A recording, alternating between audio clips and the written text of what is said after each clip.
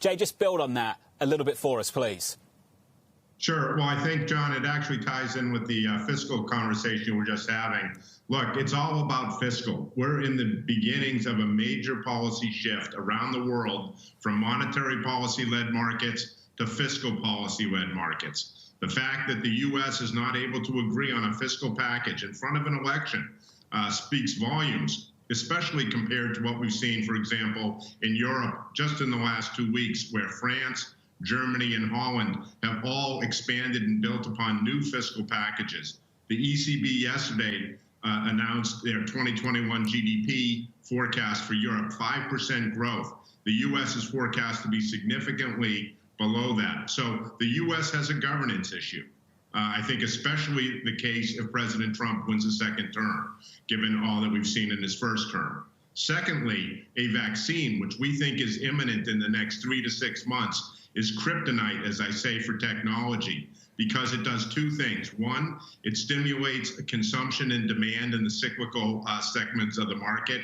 And two, it negatively affects the valuation case of the cash flow argument that low rates support tech valuations. So those two things combined, I think, are negative for U.S.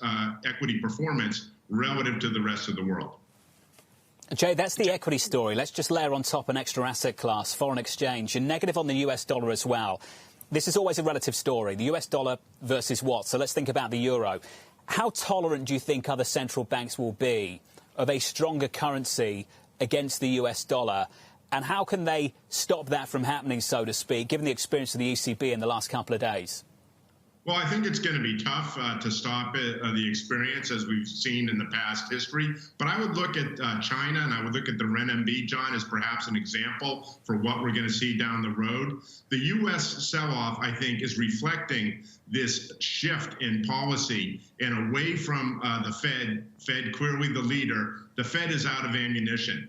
Dollar is weakening. Rest of the world is recovering faster because they've done a better job with COVID. They've controlled it. They've reopened their economies. Domestic demand is key in a world where global trade is contentious and supply chains are shrinking. So the countries that can generate domestic demand, and look again at China with its new dual circulation strategy, focusing on domestic demand, they're okay with a stronger currency. Why? Because it makes imports cheaper. That drives further Asian integration, which, as you know, is a key theme of ours on a long-term basis. We think the same is true in Europe. In the next 2 weeks, we're going to get flesh on the bones for both the Joint Recovery Fund and the Green Deal. These are strategic initiatives that other regions are undertaking, John. The U.S. is not undertaking these. We can't even agree on a package to support the populace in the months before an election. That's what I'm talking about in terms of the relative values and the relative opportunities. The rest of the world doesn't face this political risk, doesn't face this gridlock. Europe is locked in for the next 3 to 5 years. China is locked in. The U.S. is not. Yeah. And I think currencies are starting to reflect that. Equities will follow. Jay, we started with equities. We turned to currencies. Let's finish the conversation with the bond market as well. You're looking for that international tilt. You're looking for that dollar weakness. Do you need to see higher yields to put this all together and put a bow on it? Yes, I think that's absolutely right, John. We see rising rates as the fulcrum for the rotation trade away from tech to cyclicals and value.